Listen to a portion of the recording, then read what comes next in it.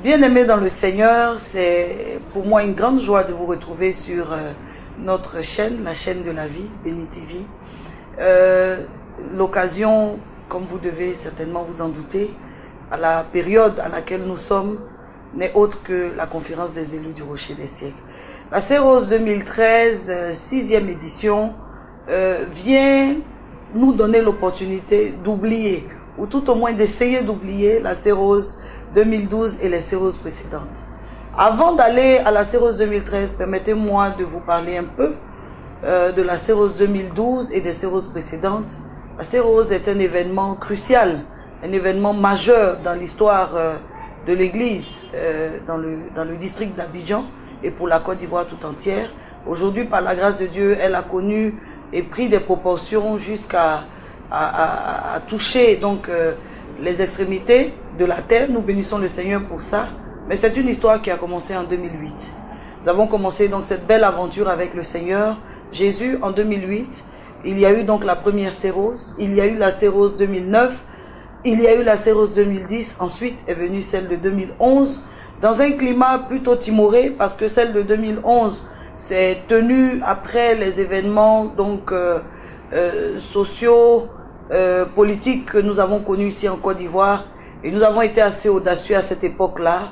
C'était le premier événement à se présenter donc dans toute sa communication. Et nous bénissons le Seigneur parce que à la suite de cet événement, je crois que l'audace a été partagée et donc le Christ a été à nouveau révélé sous tous ses sons et toutes ses couleurs. Par la grâce de Dieu, 2012 est arrivé.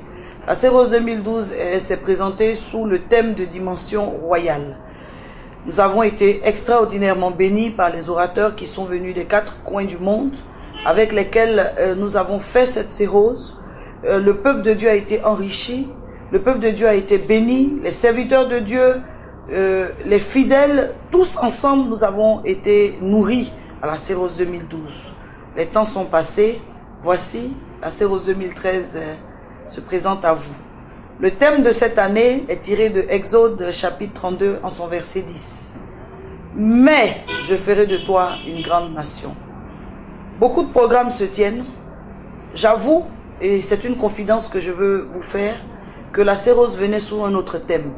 Quand au cours d'un songe, nous avons été interpellés par le Seigneur à savoir quel est l'état. Est-ce qu'on se préoccupe de l'état spirituel de la nation? Est-ce qu'on se préoccupe donc de l'avenir spirituel de la nation? Au sortir de ce thème, de ce songe, pardon, le thème de la Cérose a changé. Nous sommes rentrés en nous par la prière et par le jeûne pour comprendre que ce que Dieu attendait de nous pour cette année, c'était que nous mettions l'accent sur l'état spirituel de la nation. La Côte d'Ivoire est donc au rendez-vous pour cette année. Vous allez remarquer que majoritairement nos orateurs sont locaux. C'est à dessein. Dieu nous appelle en tant que serviteurs de Dieu dans la nation et de la nation à réfléchir sur l'histoire de notre nation. À quel point est-ce que nous en sommes spirituellement dans les 4 coins de la Côte d'Ivoire? Quel est le défi majeur pour l'Église? Qu'est-ce que nous devons véritablement aborder comme nouvelle attitude face à l'Église du Seigneur ici en Côte d'Ivoire? Quelle est l'action du réveil que nous devons activer afin de permettre à toute la nation de se lever, de crier à l'Éternel pour qu'il intervienne? Mais je ferai de toi une grande nation. Telle est la volonté du Seigneur. Mais notre part à nous, nous devons certainement l'assumer. Ce sera donc l'opportunité pour nous de connaître des moments intenses. Elle débutera le 17 au soir, le 17 septembre au soir, par sa soirée, sa cérémonie d'ouverture. Elle se poursuivra le 18, le 19, le 20, le 21 et elle prendra fin le 22. Pour cette année, de manière exceptionnelle, nous n'aurons pas l'école du ministère le matin, mais nous aurons plutôt des conférences. Des conférences animées par les orateurs qui nous donneront les sous-thèmes suivants. Nous aurons donc l'état spirituel de la Côte d'Ivoire. Quelle perspective pour l'Église? Ensuite, nous aurons un 3e sous-thème, les besoins et exigences de l'Église pour garder sa place et accroître son impact en Côte d'Ivoire. Nous aurons un autre sous-thème qui est le suivant, l'avenir spirituel de la Côte d'Ivoire. Et le dernier sous-thème que nous allons traiter en conférence, quels hommes pour réveiller la nation ensommeillée? Voici donc, bien-aimés dans le Seigneur, les grands axes qui vont véritablement soutenir cette Cérose 2013. Et je voudrais dire que les objectifs que nous avons, objectifs donc confiés, guidés, éclairés, dirigés par le Seigneur, sont les suivants. Susciter le réveil dans la nation. Emmener les uns et les autres à comprendre que c'est vrai que nous vivons, mais nous devons aller véritablement à toucher le plan et le point du Seigneur pour cette saison. La Côte d'Ivoire a connu des moments très difficiles. Après ces moments, quel est l'appel du Seigneur? Où est-ce que Dieu nous veut? Après ces moments, quelle est la direction dans laquelle le Seigneur nous conduit? Je crois que c'est en pensant ainsi que nous serons en train d'aller à la prochaine étape. Les cibles que nous attendons pour ce moment sont très variées. Nous attendons tout le monde. Nous attendons le peuple de Dieu, serviteurs de Dieu, fidèles, amoureux du Seigneur. Nous attendons donc tous ceux qui sont curieux de comprendre quel est le rôle qu'ils ont à jouer sur cette terre et quelle est leur place ici dans ce décor. Nous aurons aussi véritablement la joie de recevoir tous les curieux qui aimeraient savoir, lorsque les enfants de Dieu se réunissent, quelles sont les joies qu'ils partagent, quels sont les points véritablement qui les animent. Nous aurons donc la participation d'éminents orateurs ghanéens. Pourquoi le Ghana? Le Ghana, parce que, comme nous a éclairé le Seigneur, le Ghana est un pays frère. Nous sommes tous Afrique de l'Ouest. Mais le Ghana est un pays en pleine émergence. Le Ghana est un pays qui a connu une situation similaire à celle que nous avons connue, qui a été fortement marquée par des secousses politiques et sociales. Le Ghana est un pays qui a connu le tréfonds, mais le Ghana est un pays qui, par l'aide du Seigneur, a réussi à se relever et est en pleine relève. On ne peut pas être aussi proche d'un pays frère et ne pas s'appuyer sur son exemple et ne pas véritablement tirer expérience de ce que le Ghana a eu comme aide du Seigneur. Notre association ou notre volonté d'associer des pasteurs ghanéens est tout simplement de nous appuyer sur l'expérience qu'ils ont eue.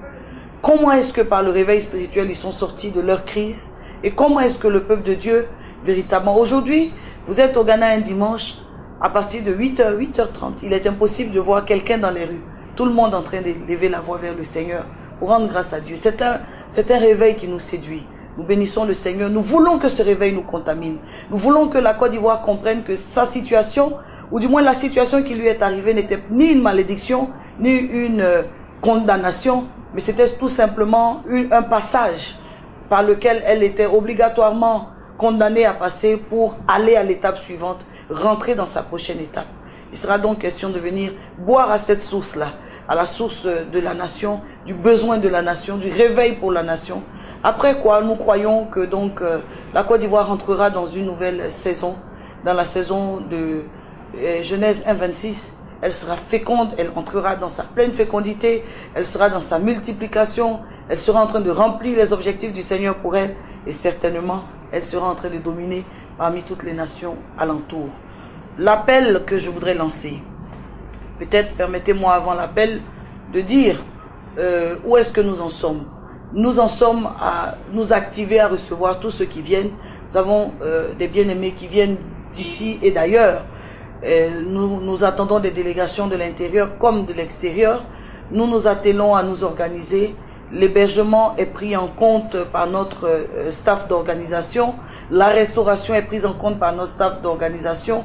Les convois de transport entre les sites d'hébergement et le lieu donc de la conférence, la mission évangélique Le Rocher des siècles, sont pris en compte par notre staff d'organisation. Nous voulons dire simplement que ce sera un événement inédit. La 6e édition, c'est l'édition de la maturité. L'édition, nous disons simplement, arrêtons de parler prospérité, arrêtons de parler moi, arrêtons de parler royauté, parlons nation.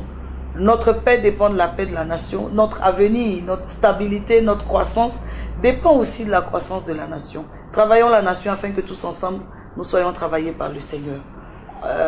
Venez nombreux. Venez comme à un rendez-vous divin. Venez comme recevoir un miracle. Venez comme comprendre que vous êtes un acteur prépondérant pour cette prochaine étape de la Côte d'Ivoire. Venez afin qu'ensemble, nous puissions accomplir cette étape capitale de passer la Côte d'Ivoire à son stade d'accomplissement de sa prophétie. Que Dieu nous bénisse. Ce sera aussi un moment fort avec l'implication d'orateurs que vous connaissez et que vous allez découvrir. Je voudrais donc annoncer ainsi l'apôtre Georges Amouako, qui n'est plus à présenter, grand homme de Dieu. C'est un privilège pour nous et nous voulons simplement dire que c'est l'homme de toutes les séroses. Depuis la première sérose, il a été là.